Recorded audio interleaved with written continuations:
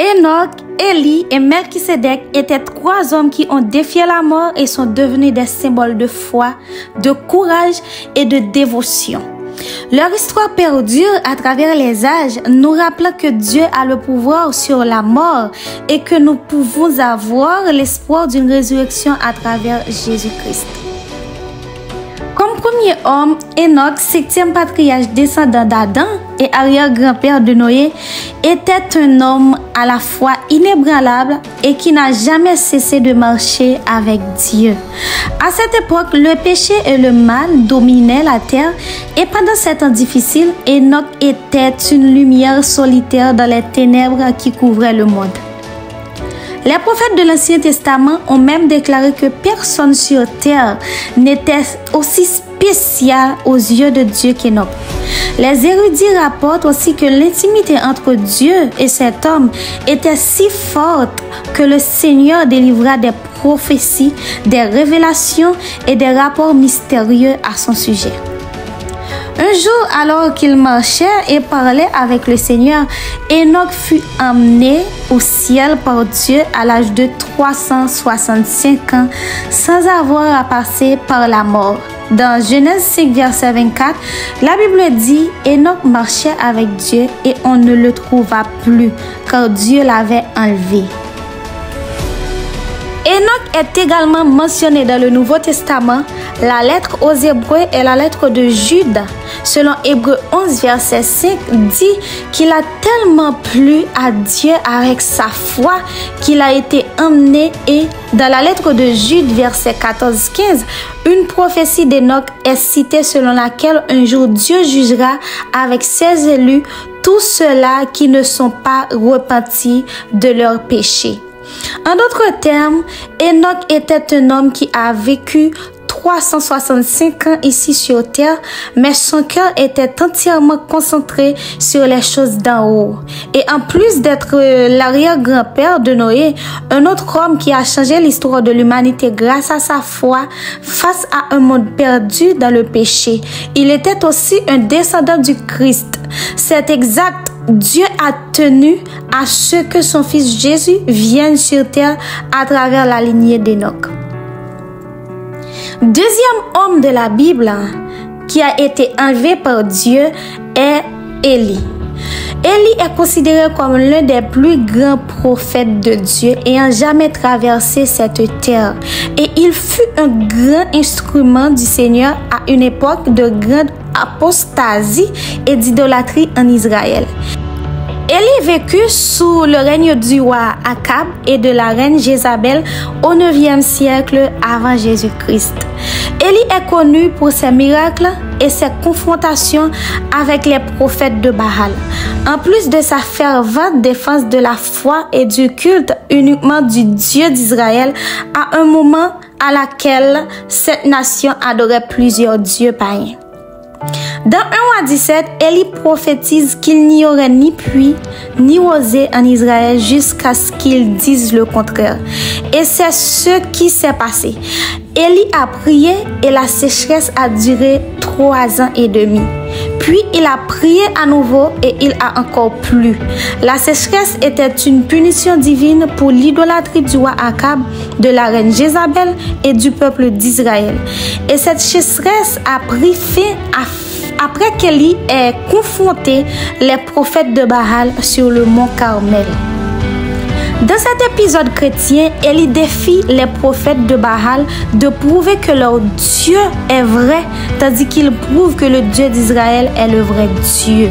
Sur la montagne, Élie dit aux prophètes de Baal de demander à leur Dieu d'allumer un holocauste, mais ils échouent.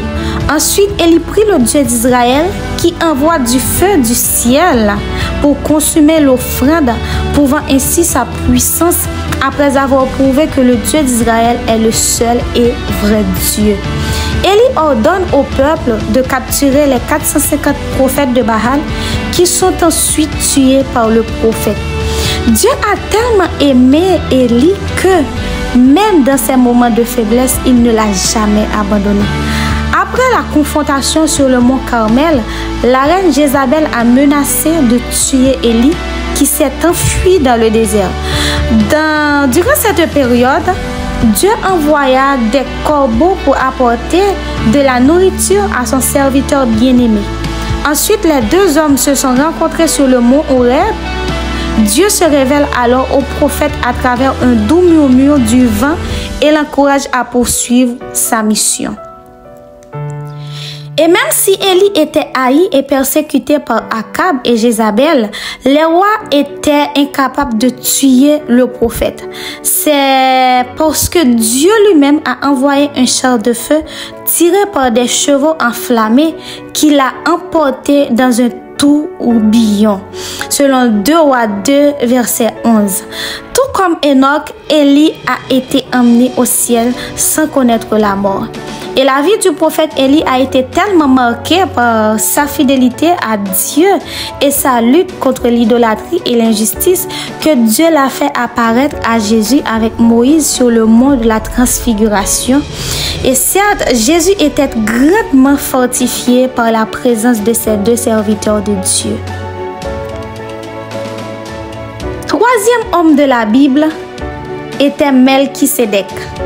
Il est très portable que vous connaissiez déjà la vie d'Enoch et d'Élie, car ils sont souvent cités comme exemple de foi et de fidélité à Dieu. Cependant, peu de gens ont entendu parler de Melchisédek. Et encore moins de gens savent qu'il n'y a aucune trace de sa mort. Les amis, Melchisédek, le mystérieux roi de Salem et prêtre du Dieu très haut, apparaît dans le livre de Genèse 14. Après qu'Abraham ait sauvé son neveu Lot et remporté une bataille contre l'armée de plusieurs rois, Melchisédek alla à sa rencontre et l'a béni. En retour, Abraham donna à Melchisédek la dîme de tout ce qu'il avait acquis au combat. La Bible ne mentionne pas la naissance, la mort ou la généalogie de Melchisédek, ce qui en fait un personnage énigmatique et unique dans le récit biblique. Il est courant dans l'Ancien Testament de trouver une prestation de tous les grands hommes de Dieu, mais nous ne voyons pas cela à propos de Melchisédek. Et ce manque d'informations a conduit à diverses interprétations et spéculations sur sa véritable identité. Dans Hébreux 7, la Bible rapporte que le nom de Melchisédek signifie roi de paix et décrit cet homme comme ceci: sans père, sans mère, sans généalogie, sans début de jour ni fin de vie, rendu semblable au Fils de Dieu, et il reste prêtre pour toujours. Ce passage suggère que Melchisédek est une figure éternelle dont le sacerdoce ne dépend pas de la descendance familiale. De plus, dans Hébreux 7, verset 11-17, une comparaison est faite entre Melchisédek et Jésus-Christ.